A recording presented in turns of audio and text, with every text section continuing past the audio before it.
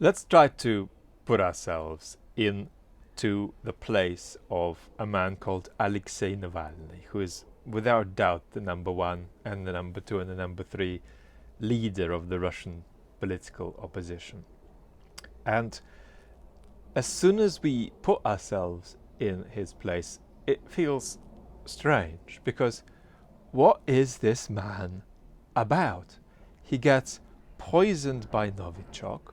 He is in a coma for 30 days. Before making a full recovery, he chooses to go back to Russia. He is then inevitably put in prison. He is in a prison in very difficult conditions. Most of the opposition have left the country or have gone silent if they've stayed in, with a couple of exceptions. And his wife is, I think, in Germany, Yulia. He's got two children. The oldest is Dasha. She's been studying in the States. She's 21. He is totally vulnerable in the face of the Putin regime. He could be killed tomorrow. He doesn't know why he isn't killed, although I'll tell you why. I think Putin is keeping him alive. And so he's sitting there in jail and he's trying to take on the Putin regime. And what is the Putin regime? The Putin regime is this kind of extraordinary political culmination of the sense of resentment that Russians felt in the 90s about Russia not having its rightful place in the world. And the Putin project, when it was being developed, and the Putin project was being developed in part by committee at first. What qualities does this guy need to have? What does he need to say?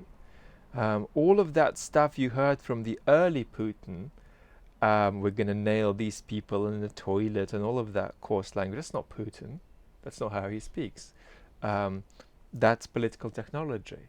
So Putin is a kind of creation that eventually got out of hand, that's meant to tap into this political requirement of a strong hand that will eventually put Russia's place in the world to order. And the way that's manifested after Putin got into power and then for 20 years did everything to exacerbate and further fuel this feeling of humiliation and resentment. Where it's got with this is that he has now started a doctrinal, civilizational conflict against the West, the escalatory focal point of which today is Ukraine. Let me just be very clear. The escalatory focal point of the conflict is Ukraine. This is not a war between Russia and Ukraine. And I think it's unlikely, but you'll, be broken out of that perception, if you still have it, if Putin attacks Lithuania, which he might, but is unlikely to, but he might.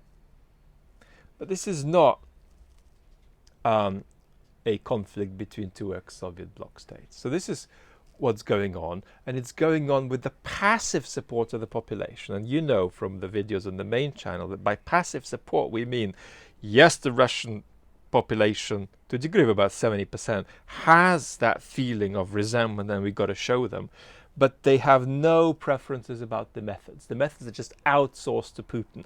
If Putin tells the Russians, look, we're going to show the West by giving Ukraine back the Donbass, Russians will say, well, you must have some kind of strategy about why that works. No, great.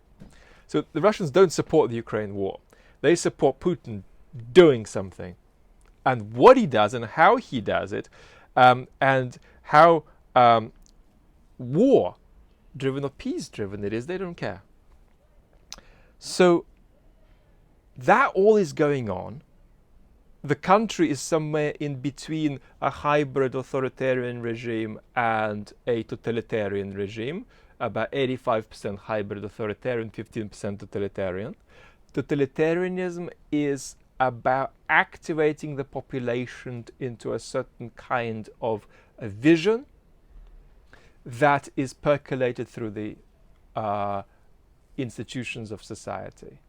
And so when people line up into the letter Z through, their work, when FSB folks are put into university bureaucracies, that tilts the country totalitarian. But it's primarily still not a totalitarian society. So that's the picture abroad and at home. What the hell is Navalny doing trying to stop it, trying to beat it from a jail cell in which Putin can kill him any moment? Is he completely out of his mind? Is that nauseating power, hunger and ambition? Is it some kind of saintly moral vision? What the hell is going on? So let's talk about this a bit.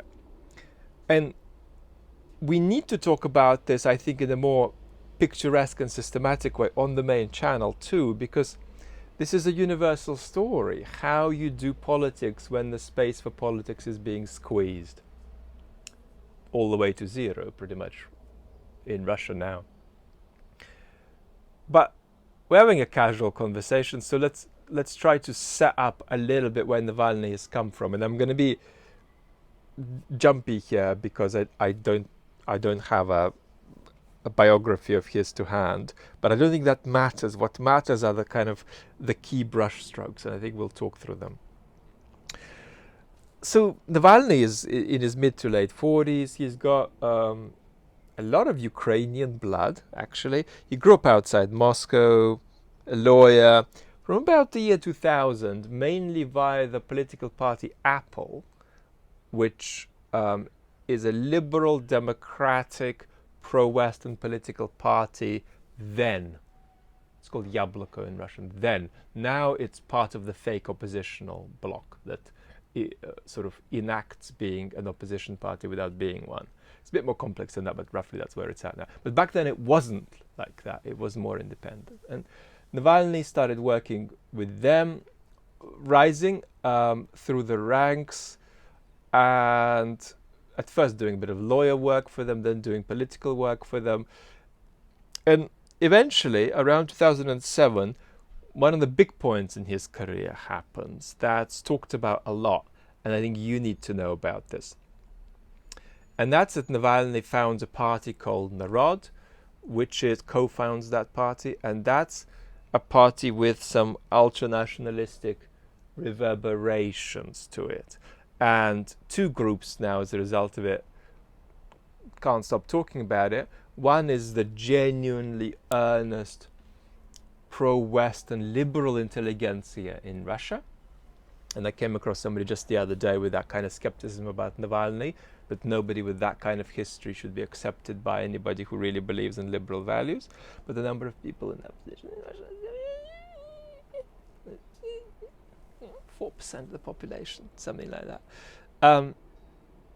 And then there are the pro-Putin trolls who constantly keep saying, oh, Navalny is a neo-fascist, so forget about it. And it's convenient, especially in the context of the fake story about Ukraine being fascist, to label Navalny that too.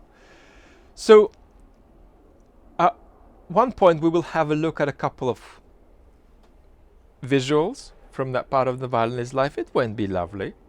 I think the worst of it will be stuff like, we've got to bring back Russianness into Russian culture.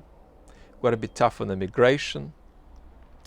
We have got to realize that the basic root and core of the culture and the political culture of the Russian Federation has to stem from its inherent Russianness.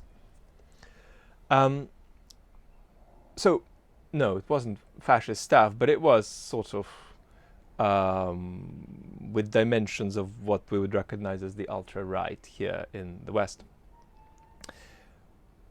What view should you take of this? If you're just a friend and you're asking me, well, look, I am interested in 101 things. I love following the Russia story, the Ukraine story. What, in your opinion, Vlad, I might trust you, I might not, but what, in your opinion, should I make of this? I would say it's okay. So basically, Navalny is young. He is enormously ambitious and trying to use any platform that falls into his hands. He's also convinced, and he still is convinced, that you've got to carry the support of people you sometimes find unlovely.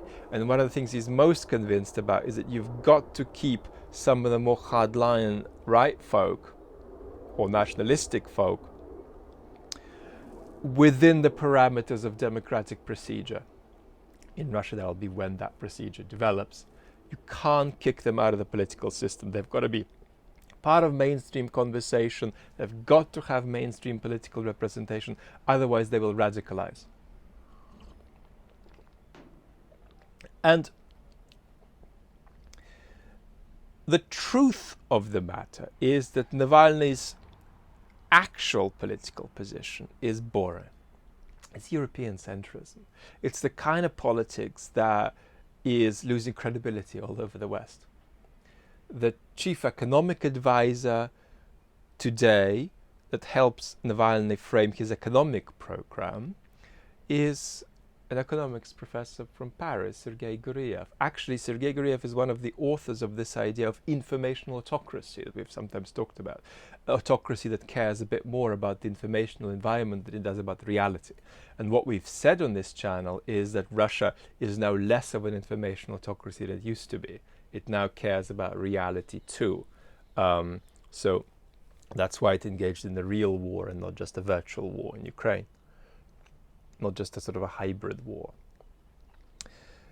So you've got to give Navalny the credit for immaturity, for the fact that he never leaned away from being committed to democratic principles, for the fact that he basically remains a centrist politician in terms of his domestic policy agenda. We can say a little bit more about this brief period in his life, but that's how I would guide us to think about it.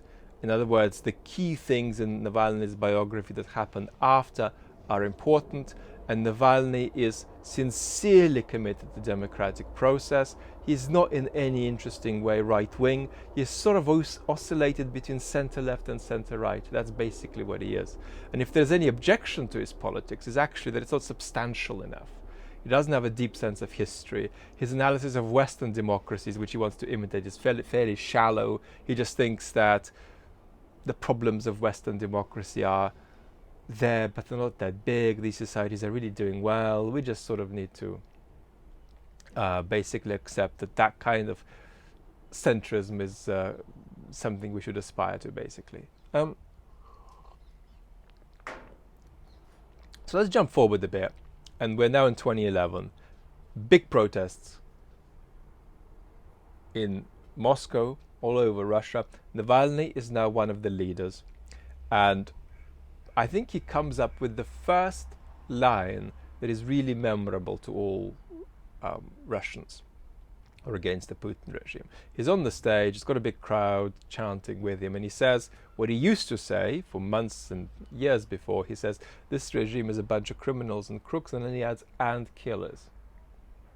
And the crowd chants back at him, they're crooks, they're killers, they're thieves. And his stock is rising, and now the regime is worried that something needs to be done to courier him. And so they say, I mean, this is sort of medieval surrealism. They say he stole a forest. And no, he did not steal a forest, and I'm not going to get into the details of that case, but basically the European Court of Human Rights ruled in Navalny's favor. And just to illustrate what a weird hybrid regime the Putin regime has been, the Putin regime was telling Navalny that he stole the forest while paying him compensation to comply with the EHCR request. So Navalny got quite a bit of cash in compensation from this regime that kept accusing him of doing this thing for which they were compensating him for. By having accused him falsely of it. And that's the big story, the forest, Kirov Les, the Kirov forest story that preceded the more recent story of a cosmetics company. And that, again, is complete nonsense, and there's no case to be answered there.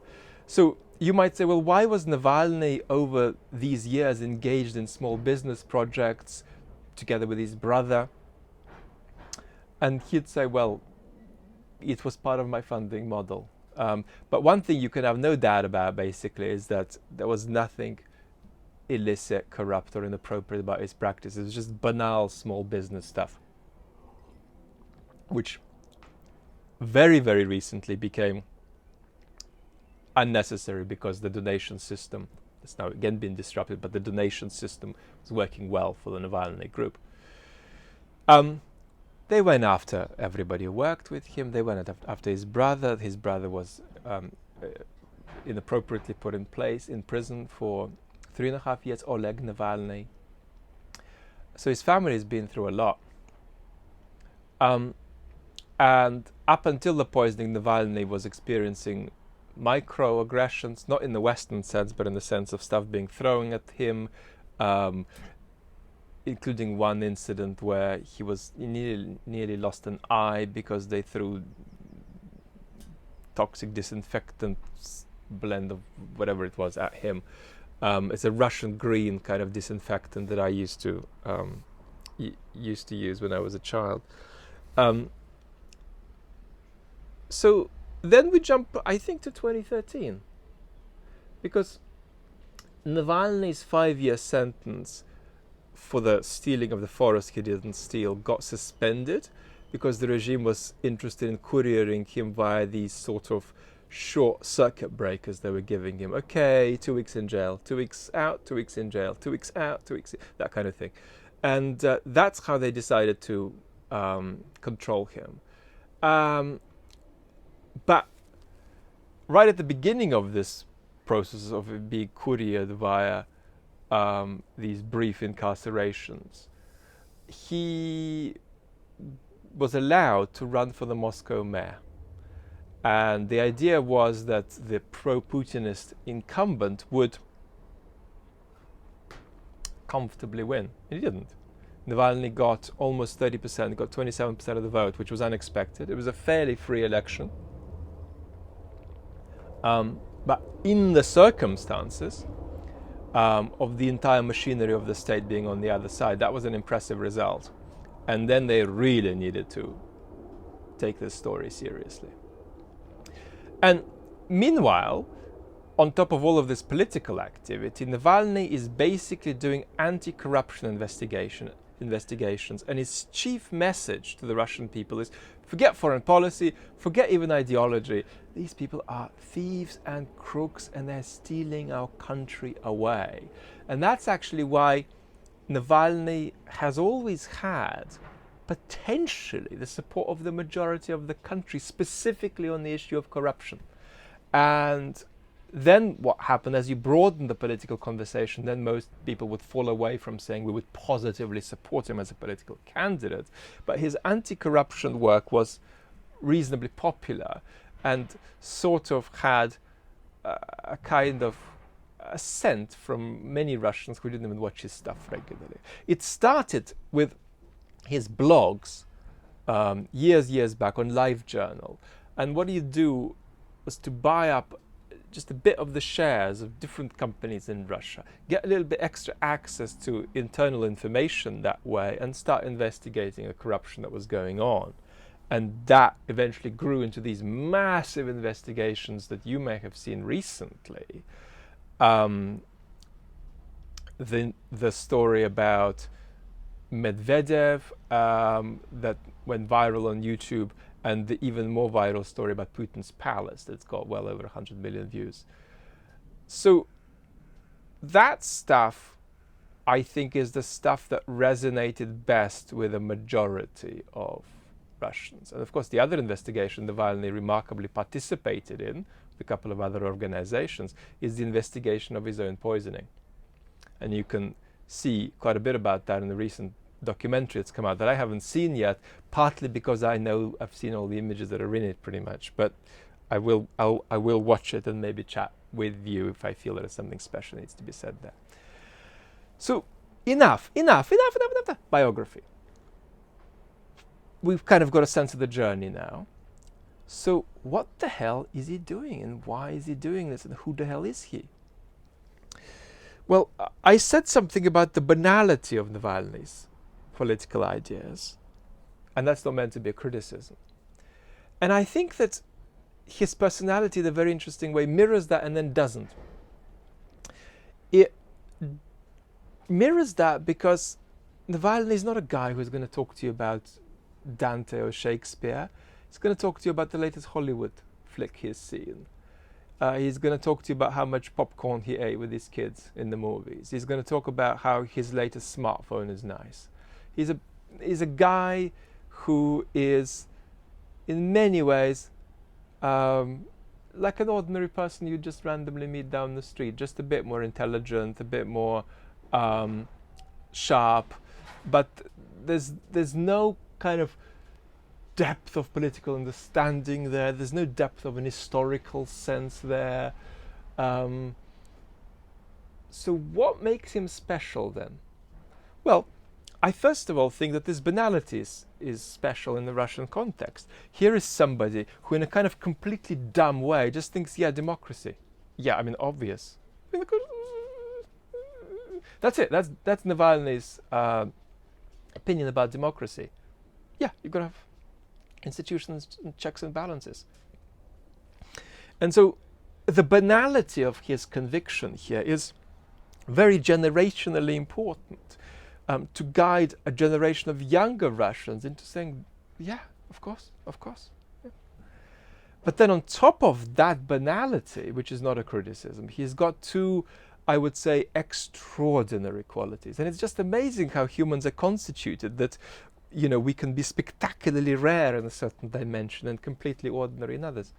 And so Navalny's two rare qualities are, one, that he's got this unbelievable sense of freedom. Unbelievable sense of freedom. Maybe you could argue Mandela had. And it's a kind of a sense of freedom where you retain a kind of integrity no matter what happens to you. Navalny is the freest man in Russia, even though he is in jail and Putin could kill him any day. More on that in a second. He is a man who feels unencumbered by the external environment, even if the environment is trying to kill him. So that's a quite extraordinary quality that you don't even know what to call. It's almost a kind of a blend of the physical and the moral. It's like a physically embodied moral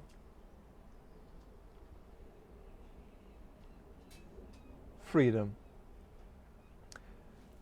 One magical quality. Another magical quality he has that is also potentially ugly as well as being magical is unbelievable ambition, to the point that and people say this, you can almost get fatigued sitting next to him from how disciplined he is about saying, is this tiny thing I might do today going to get me further away or closer to my goal? And the goal is, crudely, to be the leader of Russia.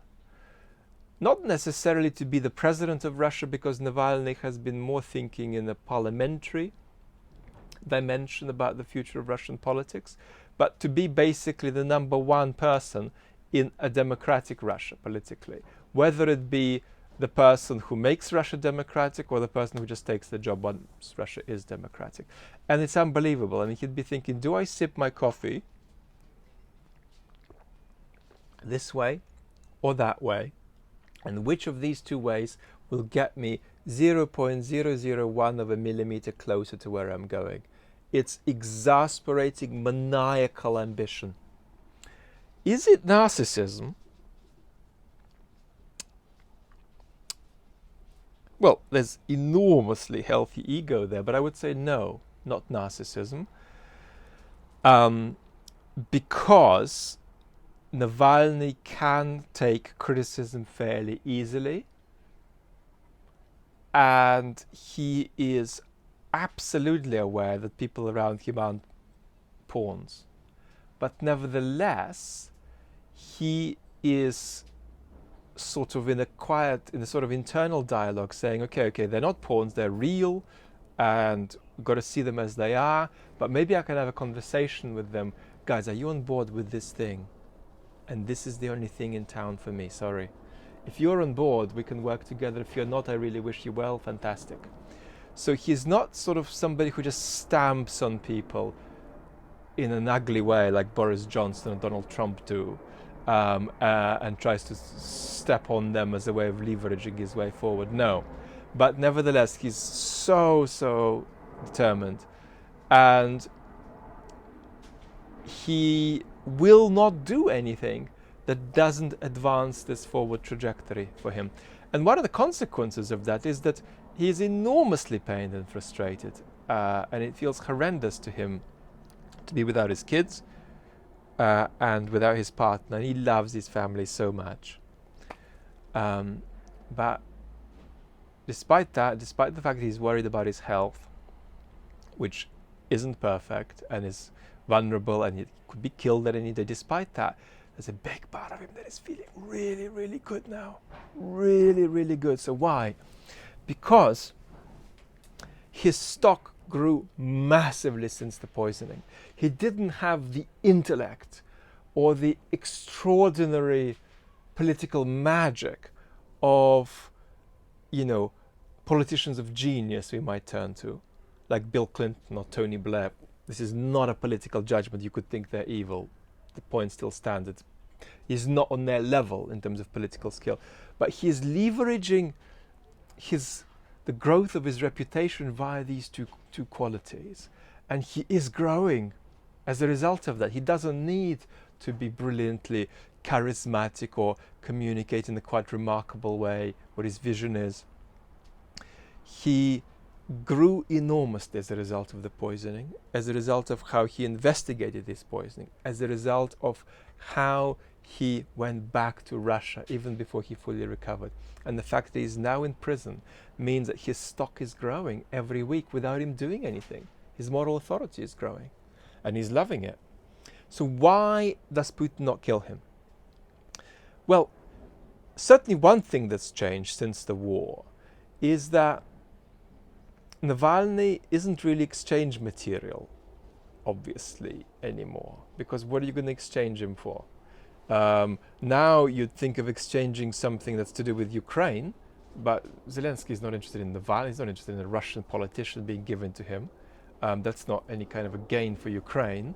In fact, it's a loss for Ukraine. They'd rather see Navalny in jail, but in Russia, because he can more dramatically impact public mood that way, Navalny. So you can't give him in exchange for anything. So that's less of an avenue now. So why not kill him?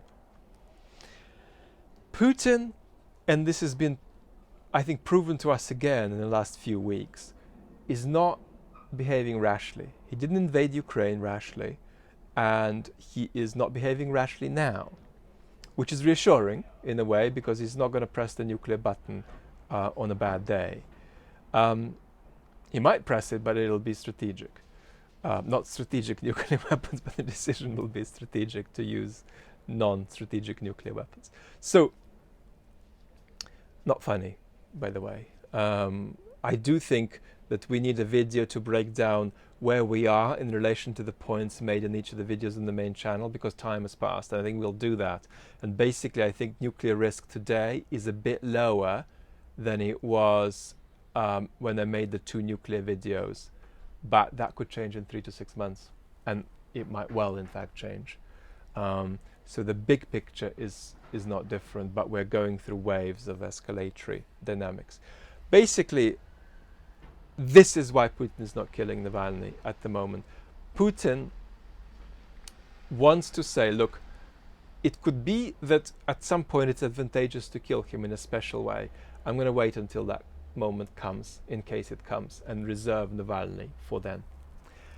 And the key paradigm here is, if things go really badly in Russia, and there is significant protest, and somehow Navalny is tied to it, you could negotiate with Navalny. You could say, Navalny, if I give you this, will you do that? So there is the idea that while Navalny does not directly control or represent any demographic in Russia, if that changed, he could be a figure to make deals with. You know, okay, well, could we somehow control the protest in exchange for this? Could we talk? Could we make a deal? The situation is nowhere near this now, but if Putin thinks there's a 2% chance of that, he'll reserve Navalny for that purpose. And notice, one of the feelings Putin has had for over a decade about Navalny is, I'm not going to mention his name, I'm not going to talk about him, because who does Navalny represent is Putin's question. Let's say I bring Navalny into the Kremlin, I talk, I say, okay, Navalny, I'll give you X, you give me Y, what can you give me?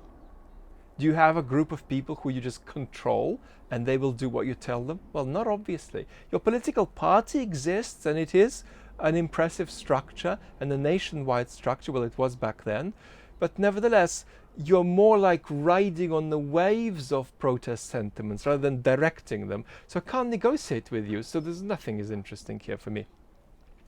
But if a moment like that did arise, Putin would need Navalny. That's one scenario.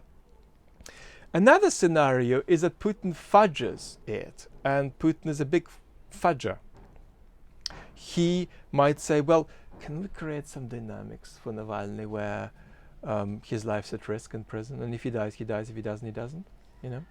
Maybe we could orchestrate some kind of a fight in jail, and maybe Navalny could stand the chance of bonking his head on the ground. So that's also a possibility, that there is some kind of concocted act of violence, perhaps with some one from a government agency dressing up as a prisoner, getting into a fight with Navalny. All of that is possible too. But on the whole, Putin is, I think, more likely than not to say, unless there's a special reason to kill Navalny or do something with him, I'm going to wait until a convenience about this arises. So that's my little story about where we are with the main opposition leader in Russia. Hope this rant wasn't completely useless, and we'll do the same in a more focused and concentrated way on the main channel. Sorry I've been wearing glasses because the sun is out. Lots and lots of love.